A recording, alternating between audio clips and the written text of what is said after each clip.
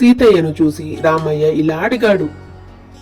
సీతయ్య, ఏమిటి గిన్నెలు బోర్లించి పట్టుకొస్తున్నావు? నూనె తేలేదా? అప్పుడు సీతయ్య ఇలా అంటాడు. తేకేం, ఇదిగో చూడు, ఇది కొసలు మాత్రమే, అసలు నూనె గిన్నెలో ఉంది అని గిన్నెల నూనె చూపబోయాడు. అంతే. రామయ్య సీతయ్య తెలివితక్కువతనానికి జాలిపడి ఇలా అంటాడు. అయ్యో సీతయ్య, ఎలా బతుకుతావయ్యా? 10 మందిని చూసి నేర్చుకోవాలి. సీతయ్య కూడా బాధపడి ఇలా అంటాడు. నేను కూడా నా తెలివిని పెంచుకుంటాను. అసలు తెలివంటే ఏమిటి అని అడిగాడు సీతయ్య. అప్పుడు రామయ్య ఇలా అనుకుంటాడు. సీతయ్యకు ఎంత చెప్పినా లాభం లేదనుకొని సమయపూర్తిని కలిగి ఉండాలని చెప్పాడు.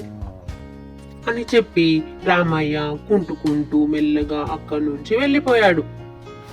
సీతయ్య సమయస్ఫూర్తిని గురించి ఆలోచిస్తూ ప్రయాణాన్ని కొనసాగించాడు.